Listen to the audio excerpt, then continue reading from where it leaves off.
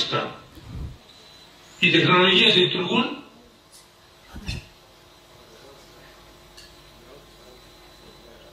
Ακουγόμαστε.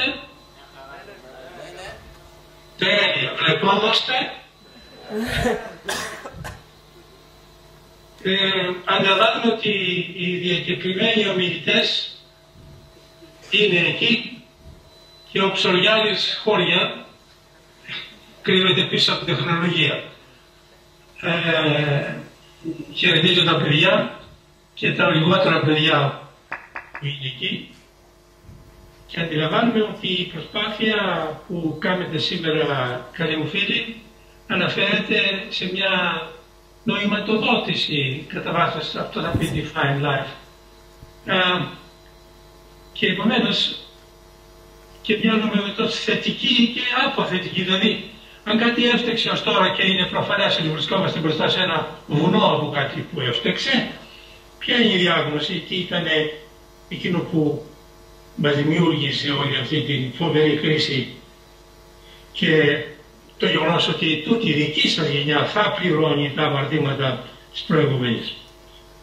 Και η ορθή διάγνωση φαίνεται κατά ορισμένες απόψεις ότι συνδέεται με το γεγονός ότι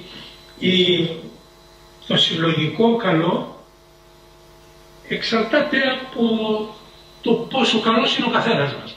Αυτό δεν το δέχονται οι μεγάλες πολιτικές θεωρίες. Οι μεγάλες πολιτικές θεωρίες σου λένε ότι θα πάρεις μια κοινωνία, θα την κουρδίσεις από εδώ, θα την βάλεις από εκεί, θα την ρυθμίσεις σε ορισμένες λειτουργίες και θα δουλέψει μια χαρά και όλος ο κόσμος θα είναι ευχαριστημένος. Η στοιχειώδης λογική όμως λέει ότι η συμπεριφορά ενός κοινωνικού συνόλου δεν είναι τίποτα άλλο παρά η συνισταμένη της συμπεριφοράς των επιμέρους ατόμων. Άρα, συμπεριφορά των επιμέρους ηθικών συμπεριφορά των επιμέρους ατόμων. Τίποτα άλλο. Μην ακούτε τι λένε. Επομένως, αν έτσι έχουν τα πράγματα, τότε σημαίνει ότι χρειαζόμαστε ηθοπαιδεία ως μέγιστη πολιτική δράση. Και πώς γίνεται αυτή η ηθοπαιδεία? Αυτή δεν γίνεται με μετακένωση γνώσεων. Δεν μπορείς δηλαδή να ανοίξεις ένα μυαλό και να βάλεις γνώσεις. Εδώ είναι κάτι διαφορετικό. Εδώ μας χρειάζεται το παράδειγμα ή αυτενέργεια των νέων ομάδων.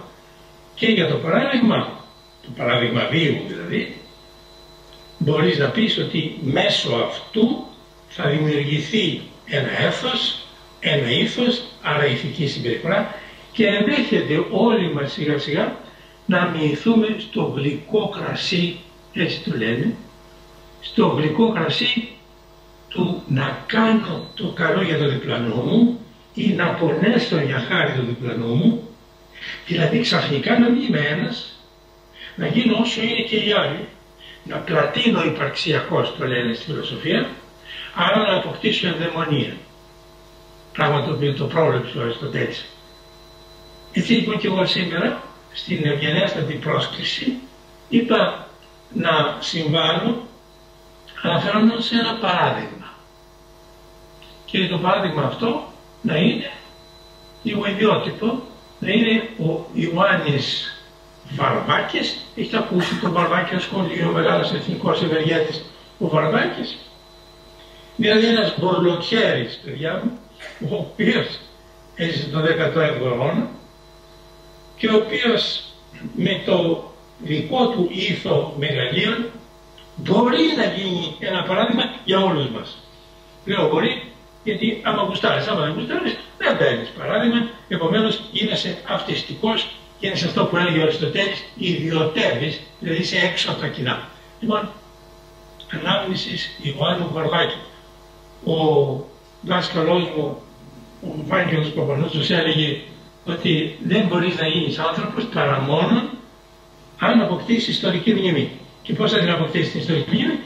Αν βάλεις ως ρελέ, λέμε παλιά στην μηχανολογία, ως έργο ενεργειονόμων την παιδεία. Για να γίνει αυτό που λένε η μεγάλη ανάσα της ιστορίας, θα πει παιδεία. Θα πει εισπνέω παρελθόν και εκπνέω μέλλον. Αυτή τη φοβερή ζωντανή κίνηση κάθε κοινωνικού συνόλου, ο νεοελληνικός διαφωτισμός, αυτό το θαύμα που έγινε σε αυτή τη χώρα από τα τέλη του 16ου αρχές 17ου αιώνα μέχρι και το 19ο, ο ελληνικός διαβητισμός το είχε καλά καταλάβει και θέλω να υποστηρίξω ότι ακριβώς η παραγωγή των πολλών δασκάλων του γένους, γιατί θα πω ότι ο Βροδάκης ήταν ένας δάσκαλος του γένους, οι πολλοί δάσκαλοι του γένους για τους οποίους θα έχετε ακούσει να γίνεται λόγος, γέμισαν τον τόπο. Μάλιστα από το Πέτρογραδ μέχρι την Τεριέστη και το Παρίσι και το Άμστερνταμ και μέχρι την Αλεξάνδρεια, όλος ο ελληνικός χώρος, ο λόγιος χώρος θέλω να πω, ήταν γεμάτος από δασκάλους του γένους. Και μάλιστα να ανοίξω και μια παρένθεση που με συμφέρει επαγγελματικώς. Ξέρετε που η εθνεγερσία πρωτοακούστηκε σε γραπτό λόγιο κείμενο? Δεν ήταν κείμενο ρητορικής ή γραμματικής, ήταν η εισαγωγή εις φυσικής απάνθεσμα του Ρίγα του Φεραίου, όπως άλλωστε ήταν και οι διαλέξεις του Κούμα στις αρχές του 19ου αιώνα, διαλέξεις φυσικής παρακαλώ στις πλατείες της Σμύρνης. Έτσι ξεκίνησε η Επανάσταση, έτσι ξεκίνησε η εθνεγερσία. Με λόγιους οι οποίοι αναφέρονταν στις θετικές επιστήμες, και έχω λόγους που το αναφέρω αυτό, για να πάψει το μονοπόλιο του λογιοτατισμού, ξαναγυρίζω όμως στον Βαρδάκη. Ο Βαρδάκης θα υποστήριξε ότι ήταν δάσκαλος του γένους, αλλά με την εξής μοναδικότητα. Ήταν αγράμματος. Δεν είχε κάνει σεμινάρια, δεν είχε διδάξει, δεν είχε γράψει βιβλία. Έγραψε όμως ο φοβερός αυτός άνθρωπος, ο Μπουρλοτιέρης που σας έλεγα, έγραψε ένα βιβλίο με τη ζωή του και με το κορμί του. Και αυτό το βιβλίο κάνει τη μοναδικότητά του, δηλαδή είναι μια ντόμπρα περίπτωση ενός παραδείγματος, το οποίο δεν το έδωσαν άλλοι με την ίδια τους τη ζωή, αλλά με τα γραπτά τους. Και έχει μεγάλη διαφορά αυτή η πρακτική πλευρά του θέματος. Τι έκανε ο Βροδάκης? Κάποιος ήταν αγράμματος.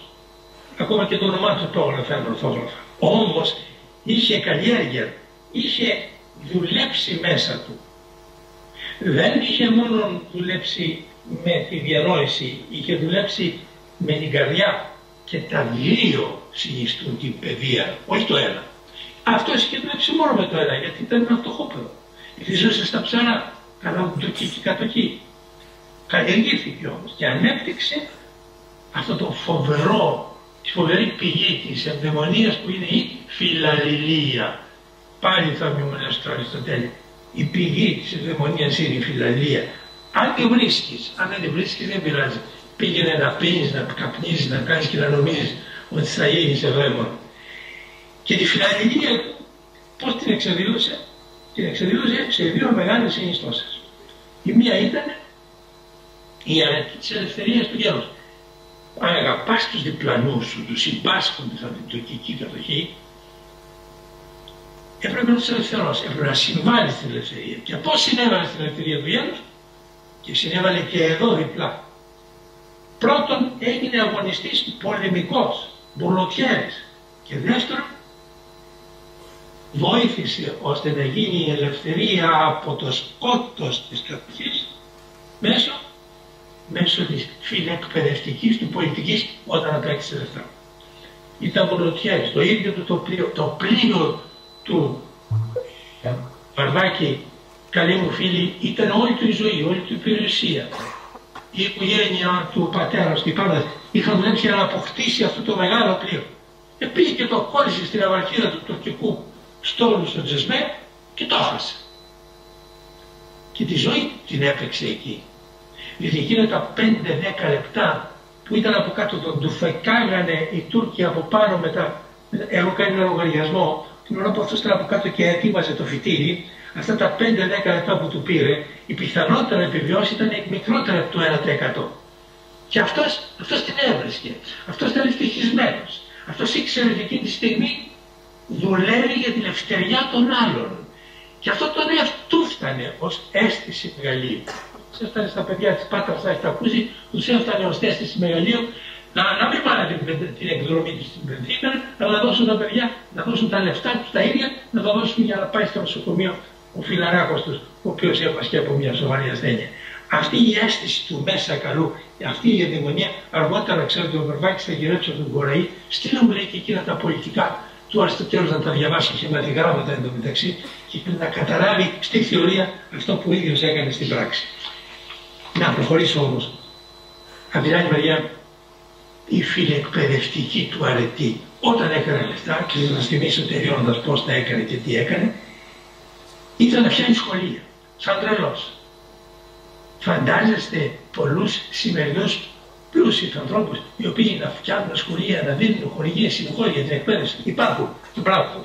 Εκείνος την έβρισκε. Έχουν λογαριάσει ότι πρέπει να έχει δώσει 2 εκατομμύρια ρούβλια. Το ρούβλι ήταν πάρα πολύ ακριβό νόμισμα εκείνη την εποχή, με πολύ μεγαλύτερη αξία από ό,τι έχει σήμερα, δεκάδες δολάρια. Λοιπόν, και έτσι η φιλεκπαιδευτική του δράση είχε και αυτή διάφορες συμπτώσεις. Πρώτα ήθελε και στόχευε όχι στη μετακένωση που έλεγε ο Φορέης, αλλά στην ανάκληση των επιστημών και των τεχνών, του οραματιζόταν αυτό.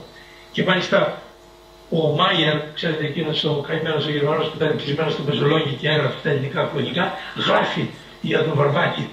Ο κύριος λέει Βαρβάκης, να το διαβάσω, λέει, έγινε τα λεφτά του για να πάυσουν, λέει, τα άγρια πάθη των ομογενών μας και προς τούτο άλλο συντελέστερο από τη διδασκαλία δεν είναι. Σκέψου τώρα ο Γερμανός κατάλαβε ότι τα πάγρια πάθη των ομογενών μας, σώπα, οι ομογενείς μας είχαν άγρια πάθη. Καλέ τι λέτε, αφού εγώ σήμερα ο ένας νομίζει ότι θα σώσει την Ελλάδα με τα άγρια πάθη και όχι με την ίδια τη δουλειά ή με την ψύχρεμη ανάλυση και με την πειθό. Τέλος πάντων, είχε αναγνωριστεί όμως το διπλό γιατρικό, λέει ο Μάιερ, που είχε προσφέρει ο Βαρβάκης. Το διπλό με την έννοια και του πολέμου και της αρετής, της φιλεκπαιδευτικής. Για να τελειώσω. Κοινωνική του δράση. Κοινωνική δράση όχι μόνο στον πόλεμο, στην ειρήνη, όχι μόνο στους Έλληνες, στους Ρώσους. Εκεί που έζησε στη Ρωσία ο Βαρβάκης έκανε ένα πλήθος έργο σε όλη την κοινωνία. Αυτός ο απλός έμπορος που είχε ενστερνιστεί το διαφωτισμό, και θέλω απλώς να κοιτάζω στα σημειώσεις μου και να δω ότι το πρώτο που έκανε ως κοινωνική δράση ήταν άρχισε να φυστήσει μια μεγάλη επιχείρηση στο Αστραχάν με 3.000 εργάτες. Μιλάμε τώρα για το 1779. Του είπαν εντάξει, θα σου φέρουμε εδώ ένα χωριό δουλοπαρίκων να κάνεις τη δουλειά σου. Και αρνήθηκε, είπε εγώ δεν θέλω δουλοπάρικους. Εγώ θέλω, πώς το είπε να το διαβάσω, καλά μην κάνω κανένα λάθος. Του είπε ελευθεροσυμφωνητούς εργάτας. Και τους πλήρωνε. Σκάνδαλο μέσα σε μια ουσία που τότε ήταν φουντωμένη με τους δουλοπαρικίες. Και συνεχεία όταν θα πετύχει η επιχείρηση και θα αρχίσει να φτιάχνει χαβιάρι, πάλι στο Αστραχάν λίγο αργότερα, τι κάνει? Το 88 με το 1788 φτιάχνει μια συνεταιρική επιχείρηση και βάζει τους εργάτες συνεταίρους. Αυτά είναι πολιτικά σκάνδαλα. Ένας άνθρωπος ο οποίος, επαναλαμβάνω, ήταν δημιουργός, εφάνταστος επιχειρηματίας και αρχίζει μετά να φτιάχνει κοινοφελή έργα, κανάλια, δρόμους, νοσοκομεία, ό,τι θέλετε και το κυριότερο. Να πηγαίνει τις Κυριακές μετά τη λειτουργία, όχι να δίνει ελεημοσύνη απόξω από την εκκλησία στους φτωχούς, αλλά να πηγαίνει κάθε Κυριακή στα σπίτια των φτωχών για να βρίσκει ποια είναι η αιτία της φτώχειας τους για την αναρρέση. Είτε γιατί ο μέθριος πατέρας βαρούσε τη μάνα κτλ. Ώστε αυτού του είδους η συμμετοχικότητα ενός ανθρώπου που ήταν μεγαλοφυής του ήθους. Μα εμείς συνηθίσαμε να λέμε μεγαλοφυία στρατιωτική, μεγαλοφυία διανοητική, μεγαλοφυία καλλιτεχνική, σαν χλαμάρας. Αυτά είναι γιατί οι μεγαλοφυωρίες οι πολιτικές μας έχουν στρεβλώσει την αντίληψη. Τούτος ήταν μεγαλοφυής του ήθους.